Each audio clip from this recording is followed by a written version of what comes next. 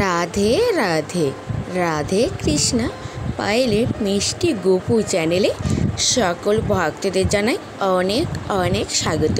বন্ধুরা, আজকের আমি নিয়ে এসেছি নতুন একটি ভিডিও। তো বন্ধুরা, আমরা কিন্তু সকলে বৃহস্পতিবার মা লক্ষ্মীর পুজো করে থাকি, কিন্তু এই বৃহস্পতিবার মা লক্ষ্মী পুজোর যে সকল নিয়মগুলো পালন করা উচিত সেইটা অবশ্যই আপনাদের জেনে নেওয়া ভালো। আরও একটি নতুন পর্বে আপনাদের সকলকে স্বাগত। আশা করি আপনারা ভালো আছেন, সুস্থ আছেন। তো বন্ধুরা, আমরা সকলেই জানি যে সনাতন হিন্দু ধর্মে মা লক্ষ্মী হলেন ধন সম্পদের দেবী। তিনি সুখ, শান্তি, সমৃদ্ধি নিয়ে আসেন। দেবী বাঙালির গৃহস্থ এবং প্রত্যেক বৃহস্পতিবার মা লক্ষ্মীর সাপ্তাহিক পুজো করা হয়ে থাকে। তো বন্ধুরা, আমরা কিন্তু সকলেই জানি সপ্তাহে একটা দিন কোনো না কোনো দেবী বা দেবতার উদ্দেশ্যে সমর্পিত। ঠিক তেমনি আজ হলো গুরুবার, মানে লক্ষ্মীবার। এই লক্ষ্মীবারটি মা লক্ষ্মীর উদ্দেশ্যে সমর্পিত করা হয়েছে। শুধুমাত্র মা লক্ষ্মী নয়, দেবগুরু বৃহস্পতির সঙ্গেও যুক্ত এই বৃহস্পতিবারটি। মা লক্ষ্মীর কোন কোন স্থানে বৃহস্পতিবার প্রতীক হিসেবে মনে করা হয়? সংসারের সুখ শান্তি বজায় রাখতে বৃহস্পতিবারই বাঙালির হিন্দু ধর্মে মা লক্ষ্মীর সাপ্তাহিক আরাধনা করে থাকেন। আজকের পর্বে আমরা জানব বৃহস্পতিবারে মা লক্ষ্মীর পুজো করার কী কী নিয়ম রয়েছে। আমরা কিন্তু সকলেই মা লক্ষ্মীর আরাধনা করি, কিন্তু সঠিক নিয়ম বিধি মেনে আমরা হয়তো অনেকে পুজো করি না। বন্ধুরা, আমরা কিন্তু সকলেই জানি মা লক্ষ্মী কিন্তু চঞ্চলা, একই জায়গায় একই স্থানে সবসময় থাকে না। তা বলে কি মা লক্ষ্মীর প্রভাব বা আশীর্বাদ আমাদের উপর থাকে না? তা অবশ্যই থাকে। তো বন্ধুরা, মা লক্ষ্মী যেদিন আজ বৃহস্পতিবার অবশ্যই ঘর বাড়ি পরিষ্কার পরিচ্ছন্ন করবেন। মা লক্ষ্মী কিন্তু পরিষ্কার পরিচ্ছন্নতা পছন্দ করেন এবং ঝগড়া ঝাঁটি অশান্তি একদম পছন্দ করেন না। যে বাড়িতে ঝগড়া ঝাঁটি কলহল থাকে সেই বাড়িতে মা লক্ষ্মী থাকে না, অলক্ষ্মী অবস্থান করে। অলক্ষ্মী একবার গৃহস্থে ঢুকে গেলে সেই বাড়ির সুখ শান্তি সমৃদ্ধি সমস্ত কিছু নষ্ট হয়ে যায়। তো বন্ধুরা, আপনার বাড়িতে নেগেটিভ এনার্জি দূর করার জন্য অবশ্যই বৃহস্পতিবার দিন যখন ঘর বাড়ি পরিষ্কার করবেন সেই জলে অবশ্যই সামান্য লবণ মিশিয়ে দেবেন। সেই লবণে মিশ্রিত জল দিয়ে ঘর বাড়ি পরিষ্কার করবেন। দেখবেন আপনার গৃহস্থের যে নেগেটিভ এনার্জি রয়েছে তা অনেকাংশে কেটে গিয়েছে। আমার সকল প্রিয় বন্ধুদের কাছে একটাই অনুরোধ, ভিডিওটি প্রথম থেকে শেষ পর্যন্ত অবশ্যই মনোযোগ সহকারে শ্রবণ করুন, স্কিপ করবেন না। স্কিপ করে গেলে অনেক গুরুত্ব বিষয় সম্পর্কে আপনারা অবগত থাকবেন বা জানতে পারবেন না। অবশ্যই আপনাদের জেনে নেওয়া উচিত বা জানা আপনাদের খুবই ভালো হবে। তো বন্ধুরা, যদি কোনো বন্ধু আমার এই চ্যানেলে নতুন হয়ে থাকেন অবশ্যই লাইক, কমেন্ট, শেয়ার এবং সাবস্ক্রাইব করতে একদম ভুলবেন না। তো বন্ধুরা, এবার আসা যাক ভিডিওর মূল পর্বে। মা লক্ষ্মী একজন ব্যক্তির সংসারে ছেড়ে চলে যান। শাস্ত্র মতে প্রত্যেকেরই বৃহস্পতিবার দিন পুজোর সময় কিছু নিয়ম পালন করলে যা খুবই সহজে দেবী লক্ষ্মীর অত্যন্ত সদয় হন। বৃহস্পতিবার লক্ষ্মী পুজো করার সময় আপনারা অবশ্যই তো ঘর বাড়ি পরিষ্কার করবেন।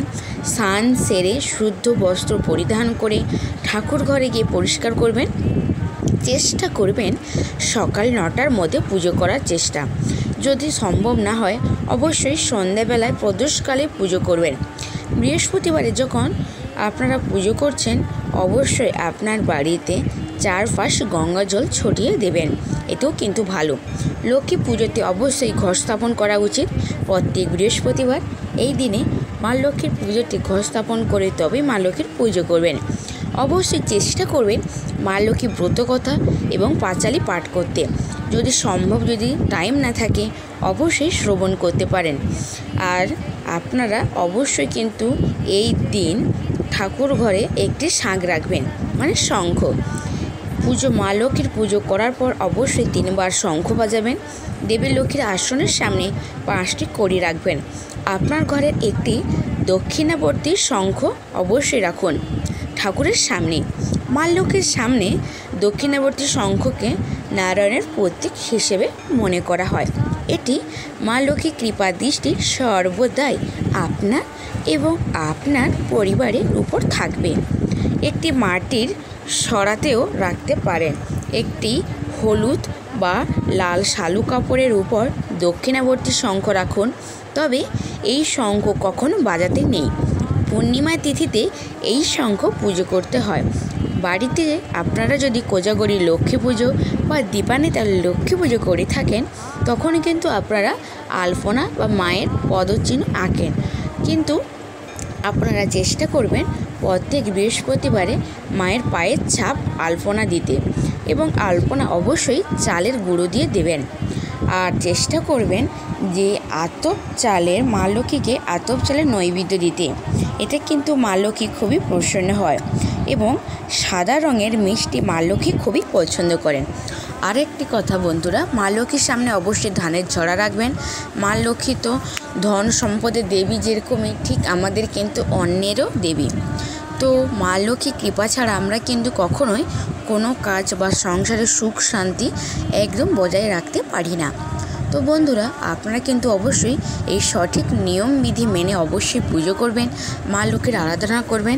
যদি মা লক্ষ্মীকে সন্তুষ্ট করতে পারেন, অবশ্যই দেখবেন মা লক্ষ্মীর কৃপায় আপনার গৃহেও ধন সম্পদ ঐশ্বর্য বেড়ে উঠবে। তো বন্ধুরা, আপনারা কিন্তু প্রত্যেক বৃহস্পতিবার নিয়ম নিষ্ঠা মেনে ঘট স্থাপন করে তবেই কিন্তু পুজো করবেন। আরেকটি কথা বন্ধুরা, নৈবেদ্যে কিন্তু অবশ্যই তুলসী পাতা দেবেন না। একমাত্র তুলসী পত্র অবশ্যই শ্রীকৃষ্ণের পুজোয়, গোপালের পুজোয়, নারায়ণের পুজোয় নৈবেদ্য দিতে হয়।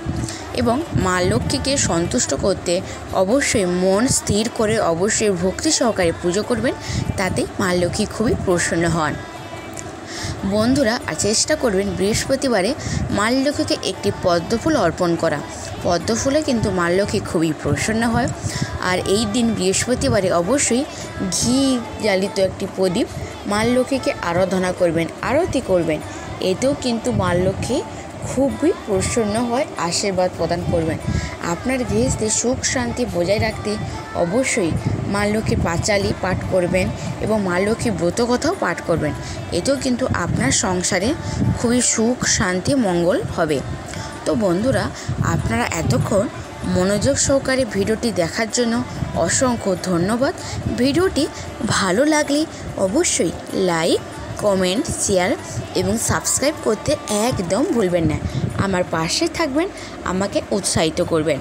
তো বন্ধুরা, আপনারা অবশ্যই সঠিক নিয়ম বিধি মেনে অবশ্যই বাড়িতে লক্ষ্মী পুজো করবেন এবং মা লক্ষ্মীর কৃপায় আপনার বাড়িতে গৃহে ধন সম্পদে ভরে উঠবে।